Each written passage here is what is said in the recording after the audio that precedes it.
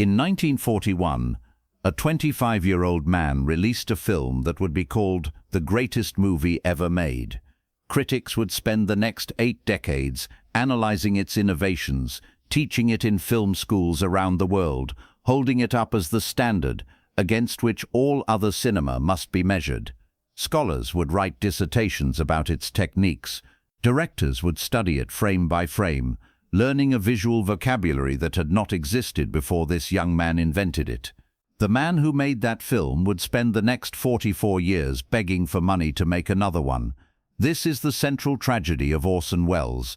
Not that he failed, but that he succeeded too completely, too early, too brilliantly, in an industry that could not forgive him for it. He arrived in Hollywood as a conquering hero, was handed unprecedented creative control by executives who did not understand what they were giving away, produced a masterpiece that embarrassed every studio head who had ever lived, and was systematically destroyed for it. By the time he died in 1985, Orson Welles had become a punchline. The genius who made Citizen Kane was now the fat man doing wine commercials, the desperate voice hawking frozen peas in outtakes that would circulate for decades as evidence of his humiliation, the bloated figure appearing on talk shows to reminisce about glories that seemed increasingly like fiction. He had been reduced from artist to anecdote, from revolutionary to cautionary tale, from the most promising filmmaker of his generation to a ghost haunting the industry that had created and then abandoned him. But here is what they do not tell you about Orson Welles. He never stopped fighting. For 44 years after Kane, he scraped together financing from anyone who would give it, shot films in fragments across continents, edited masterpieces in hotel rooms, while the industry that had created him pretended he no longer existed. He died at his typewriter, still working, still believing that the next project would be the one that redeemed everything. It never was. The industry made sure of that. This is the story of how Hollywood destroys its geniuses. The story of a boy wonder who peaked at 25 and spent the rest of his life paying for it.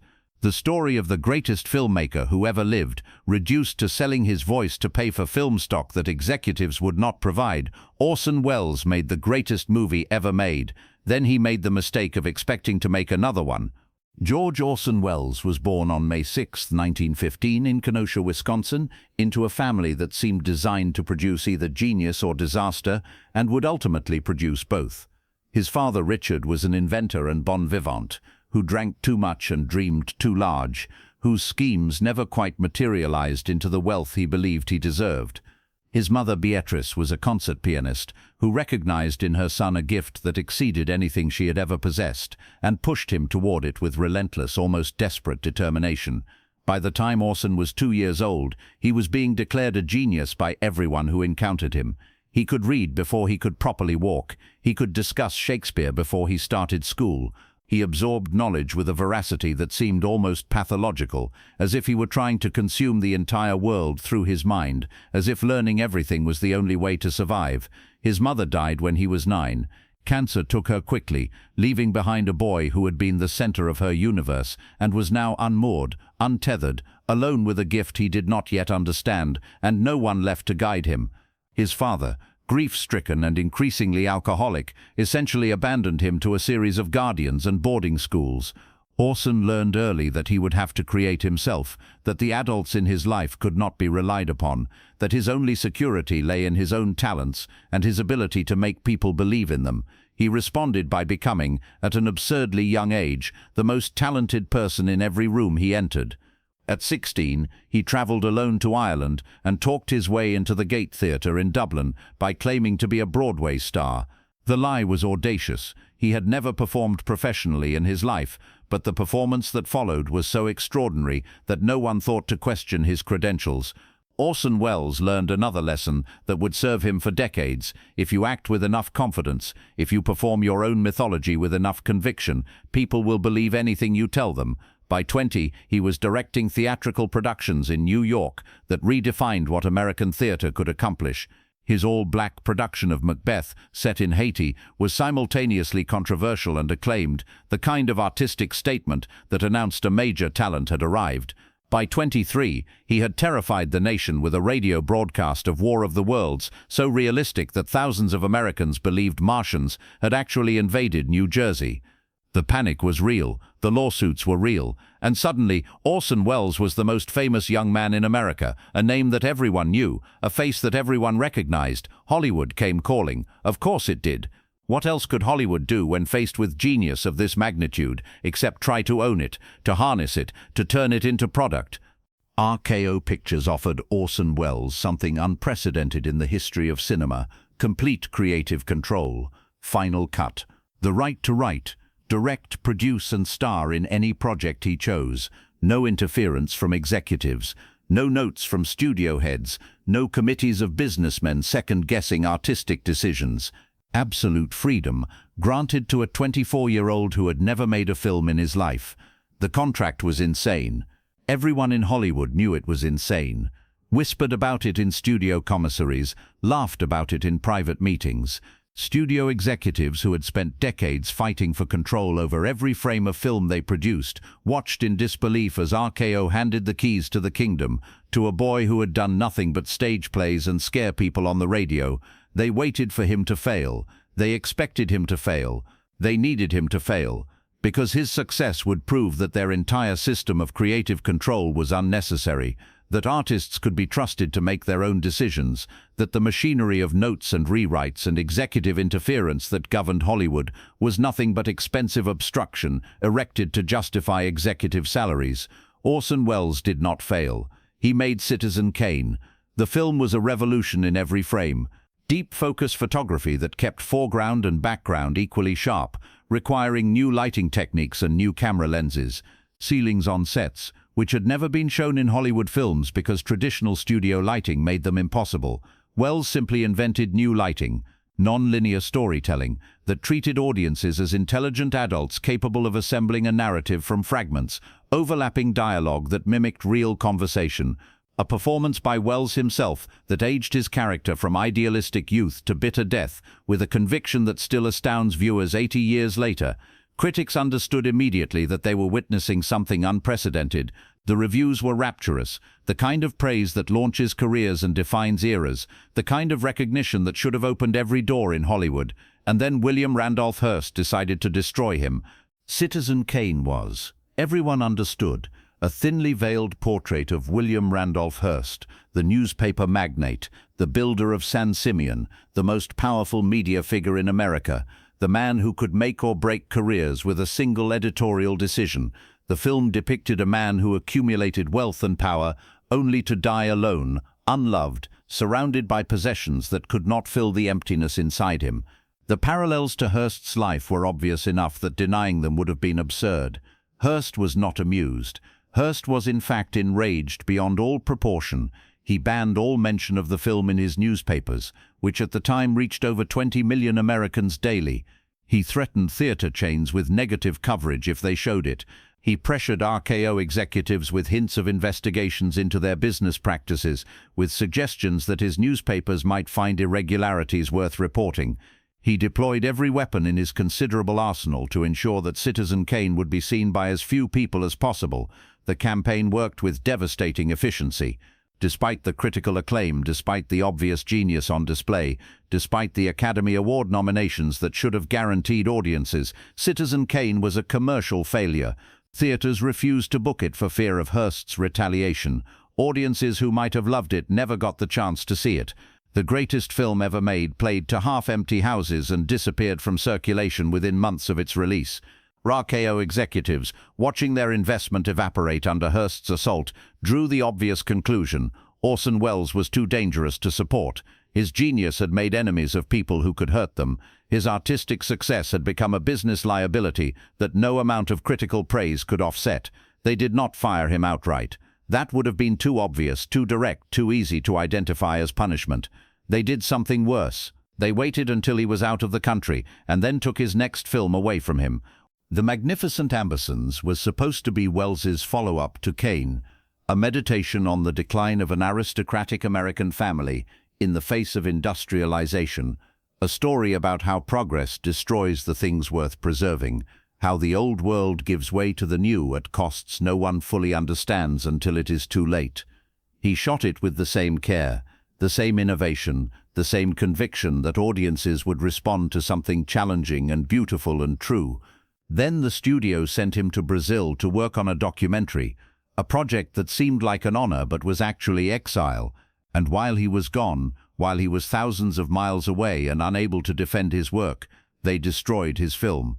RKO executives, convinced that Ambersons was too dark, too slow, too uncommercial, cut nearly an hour from Welles's version. They shot new scenes without his involvement, without his input, without even consulting him about what they were doing to his vision. They tacked on a happy ending that contradicted everything the film had been building toward, that made nonsense of the themes Welles had spent months crafting.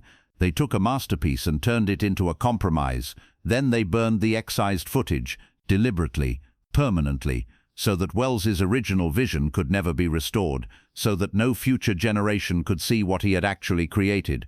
When Orson returned from Brazil and saw what had been done to the Magnificent Ambersons, he understood that his war with Hollywood was already lost. The unprecedented contract that had seemed like liberation had been revealed as illusion. Artists in Hollywood served at the pleasure of executives, and executives had no pleasure in serving artists. He was 27 years old. He had made 2 films that would be studied for generations, and he would never again have the resources to make a film entirely on his own terms. The next 43 years would be a long, slow lesson in what happens to geniuses who embarrass the wrong people. The 1940s and 1950s became a blur of compromised projects and abandoned dreams. Welles directed films when he could convince studios to let him, acted in other people's films to finance his own projects, and watched helplessly as one opportunity after another slipped away into the Hollywood machinery of development hell and executive cowardice. The Lady from Shanghai, Touch of Evil. Films that would be recognized as classics decades later, but were dismissed as failures at the time, taken from Welles in editing, recut by executives who believed they knew better, released with contempt by studios that had lost faith in his commercial viability. Each one a masterpiece mangled, each one a reminder that the industry would not let him work. Touch of Evil was perhaps the cruelest example. Welles delivered a film that was bold, innovative, years ahead of its time, and the studio took it away from him, recut it, shot additional scenes without his involvement, released a version so different from his intentions that he wrote a 58-page memo detailing the changes he wanted restored. The memo was ignored, his vision was buried, the film flopped. By the late 1950s, Orson Welles had essentially been exiled from Hollywood. The American film industry had no use for a genius who could not be controlled, who insisted on making art instead of product, who treated cinema as something more than a delivery mechanism for popcorn entertainment. He retreated to Europe. He took acting jobs in other directors' films, sometimes good films, sometimes terrible ones, always for the same reason: money to fund his own projects. He became one of the highest-paid actors in European cinema, not because he wanted to act, but because acting was the only way to finance his real work. The irony was devastating. The man who had revolutionized filmmaking at 25 was now at 45, reduced to appearing in other people's mediocre productions so that he could scrape together enough money to shoot fragments of his own masterpieces in stolen hours between paying jobs. "I began at the top," he said in interview after interview, "with the bitter humor of someone who has learned to laugh at his own tragedy, and I've been working my way down ever since." The list of Orson Welles' unfinished projects reads like an alternate history of cinema, a catalogue of masterpieces that exist only in fragments, in rumors, in the imagination of what might have been if someone had simply given him the money to work. Don Quixote. He began filming in 1957 and continued, on and off, for nearly 3 decades. He shot scenes across Spain, Mexico, Italy, wherever he could find locations and time between acting jobs. The footage accumulated in cans and boxes and storage facilities, waiting for an edit that would never come during his lifetime.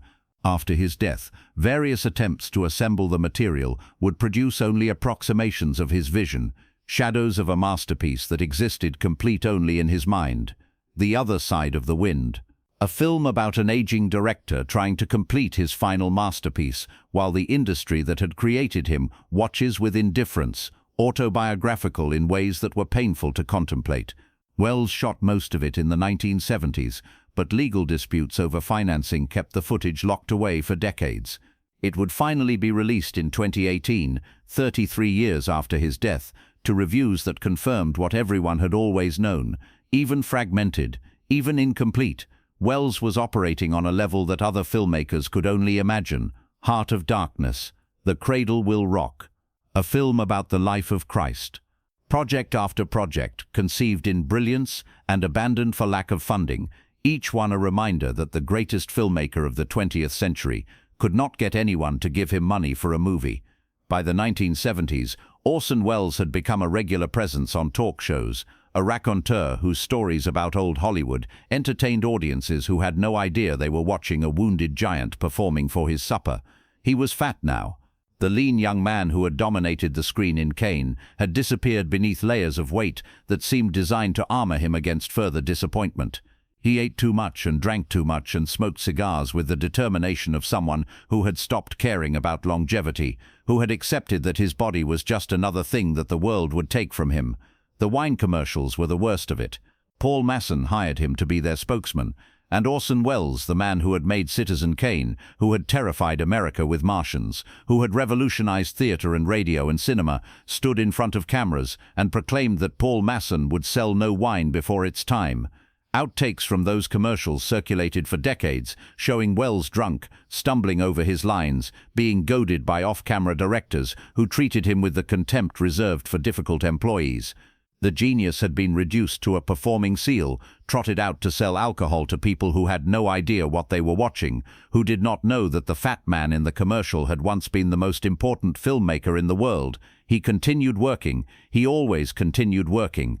Between the talk show appearances and the wine commercials and the acting jobs in movies he would never have chosen to watch, he kept shooting footage for his own projects, kept editing in hotel rooms and rented facilities, kept believing that somehow, someday, the work would be finished and the world would remember who he was.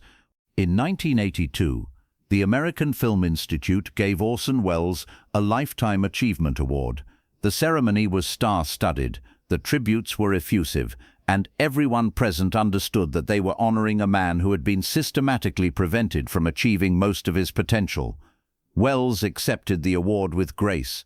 What else could he do? Rage at an industry that had stolen his films and destroyed his career?